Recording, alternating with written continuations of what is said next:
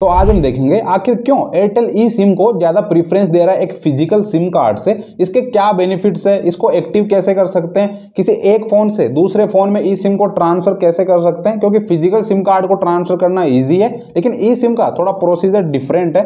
किसी एक ब्रांड की ई सिम को दूसरे ब्रांड की ई सिम में पोर्ट कैसे करवाएं, इन सब की बात करेंगे। तो शुरू करते हैं। What is E SIM? E SIM का पूरा नाम है एम्बेडेड सब्सक्राइबर आइडेंटिटी मॉड्यूल। ये एक वर्चुअल सिम कार्ड है जो एक रीप्रोग्रामेबल चिप है जिसे स्मार्टफोन को मैन्युफैक्चर करते टाइम इंस्टॉल किया जाता है वाया सॉफ्टवेयर। ये 100% डिजिटली वर्क करता है, तो ये फिजिकल सिम कार्ड का ही एक डिजिटल वर्जन है। और भी सिंपल शब्दों में बताऊं तो जैसे हम स्मार्टफोन से इंटरनल मेमोरी को बाहर नहीं निकाल सकते, ना ही उसको बढ़ा सकते हैं, इसी तरह से ई सिम भी स्मार्टफोन में इनबिल्ट होता है। इंडिया में Airtel, Jio and Vodafone idea ये तीनों ही टेलीकॉम कंपनीज आपको ई सिम की सुविधा ऑफर करती है। ये टोटली फ्री ऑफ कॉस्ट है अगर आपके पास ऑलरेडी एक फिजिकल सिम कार्ड है तो।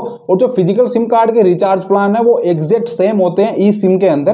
कोई भी रिचार्ज प्लान में प्राइस का हाइक नहीं मिलता। रिसेंटली एयरटेल के सीईओ ने कहा है कि लोगों को ई सिम का ज्यादा से ज्यादा यूज करना चाहिए बिकॉज इंडिया में स्मार्टफोन चोरी होते रहते हैं। और रिसेंटली अभी एक रिपोर्ट से पता चला है कि इंडिया के तेलंगाना स्टेट में सबसे ज्यादा रिकवरी रेट है, लेकिन ये भी ओनली 33% ही है। और अदर स्टेट का तो पूछो ही मत, बहुत बुरा हाल है। तो अगर लोग ई सिम यूज करेंगे तो ई सिम के थ्रू मोबाइल को इजिली ट्रैक कर सकते हैं। बिकॉज फिजिकल सिम तो चोर सबसे पहले निकाल कर फेंकेगा, लेकिन ई सिम तो स्मार्टफोन में इनबिल्ट है, उसको निकाल तो सकते नहीं। उसको रिमूव करने के लिए स्मार्टफोन की सेटिंग्स में जाना पड़ेगा और वहां पर ई सिम का प्रोफाइल डेटा रिमूव करना पड़ेगा।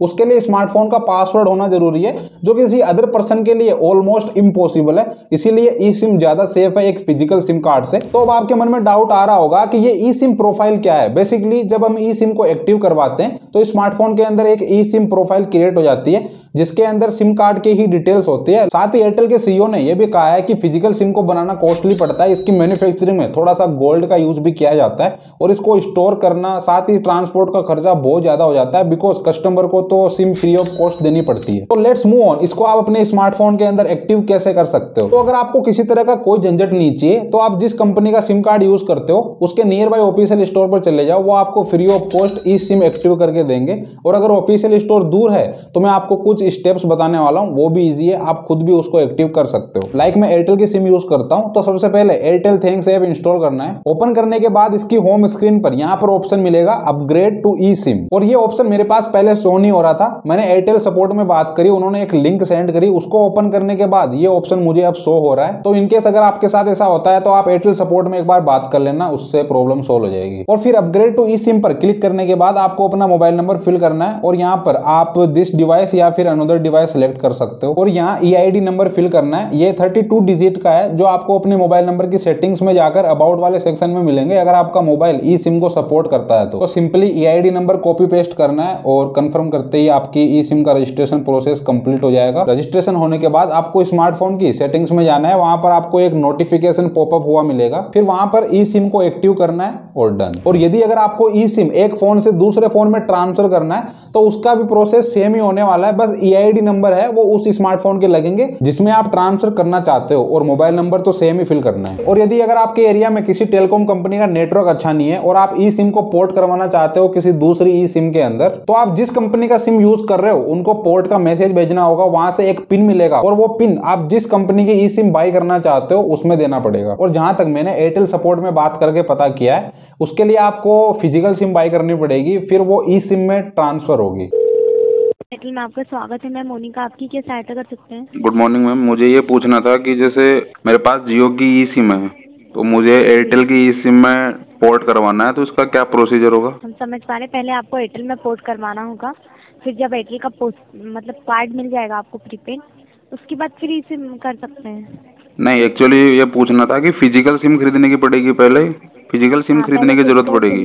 हाँ, ओरिजिनल डॉक्यूमेंट के साथ आप एयरटेल स्टोर जाइए, वहाँ से एयरटेल में उसी नंबर का सिम ले लीजिए आप। और फिर जो है पहले तो पोर्ट होगा, पोर्ट होने में 7 दिनों का प्रोसेस होता है। 7 दिनों में जो है आपकी प्रोसेस होने के बाद पुराने सिम के नेटवर्क जैसे जाते हैं, न्यू सिम में नेटवर्क आते हैं, उसके बाद आप लाभ ले पाएंगे। तो अब बात करते हैं आखिर क्यों ई सिम ज्यादा लोग यूज नहीं कर पा रहे हैं। बेसिकली ई सिम आईफोन से पॉपुलर हुई है। 5 साल पुराने आईफोन के अंदर भी ई सिम का सपोर्ट मिलता है और प्रेजेंट टाइम में यूएसए के अंदर आईफोन 14 एंड 15 के अंदर डुअल ई सिम का सपोर्ट मिलता है, वहां फिजिकल सिम का ऑप्शन ही नहीं है। और प्रेजेंट टाइम में एंड्रॉइड स्मार्टफोन के अंदर भी ई सिम का सपोर्ट मिलने लग गया है। साथ ही एप्पल वॉच के अंदर भी ई सिम का सपोर्ट मिलता है और गैलेक्सी वॉच के अंदर भी ई सिम का सपोर्ट मिलता है और कुछ इलेक्ट्रिक कार्स के अंदर भी ई सिम का सपोर्ट है और स्मार्ट वॉच के अंदर सेम ई सिम एक्टिव हो जाती है जो आपके स्मार्टफोन के अंदर है। तो आपको फिर मोबाइल यूज करने की जरूरत नहीं है, आप स्मार्ट वॉच से ही कॉल कर सकते हो, कॉल रिसीव कर सकते हो, इंटरनेट भी यूज कर सकते हो और बाकी बहुत सारे काम कर सकते हो। और अगर आपका मोबाइल चार्जिंग पर है या फिर आप स्मार्टफोन को यूज नहीं करना चाहते, साथ नहीं रखना चाहते, तो स्मार्ट वॉच से ही काम हो जाएगा। और स्मार्ट वॉच एंड स्मार्टफोन के अंदर सेम ई सिम है तो आपको एक्स्ट्रा रिचार्ज करवाने की जरूरत भी नहीं है। लेकिन प्रेजेंट टाइम में इंडिया के अंदर 40 से 50 हजार के स्मार्टफोन के अंदर ई सिम का सपोर्ट मिलता है, इसलिए ज्यादा से ज्यादा लोग इसको यूज नहीं कर पा रहे हैं। और ई सिम को कम यूज करने का एक रीजन ये भी हो सकता है कि ई सिम को एक फोन से दूसरे फोन में ट्रांसफर करने का प्रोसीजर थोड़ा अनोइंग है, फिजिकल सिम कार्ड की तरह इतना ईजी और फास्ट नहीं है। लेकिन रिपोर्ट के हिसाब से प्रेजेंट टाइम में इंडिया में 1% लोग ई सिम को यूज करते हैं, बट 2025 तक यह संख्या 25% हो जाएगी और 2018 से ई सिम का मार्केट $253.8 मिलियन से $978 मिलियन आ चुका है 2023 तक। और मेरे हिसाब से फ्यूचर में स्मार्टफोन की डिस्प्ले की ब्राइटनेस को अननेसेसरी बढ़ाने की जगह मोबाइल कंपनीज को बजट स्मार्टफोन के अंदर भी ई सिम का फीचर ऐड करना चाहिए जो ज्यादा यूजफुल होगा। तो अगर आपका ई सिम से रिलेटेड किसी भी तरह का कोई भी डाउट है तो आप कमेंट कर सकते हो और लोगों को ई सिम के बारे में ज्यादा से ज्यादा जितना हो सके बताओ। जो लोग इसके लिए कैपेबल है उनको बताओ कि आप ई सिम यूज करिए, जिनके स्मार्टफोन में सपोर्ट करती है उनको तो यूज करना ही चाहिए, जिससे इंडिया के अंदर स्मार्टफोन चोरी होने का डर एकदम खत्म हो जाए। और यही मैं चाहता हूं। अगर आपको वीडियो पसंद आई तो वीडियो को लाइक कीजिए। मिलते हैं नेक्स्ट वीडियो में, बाय।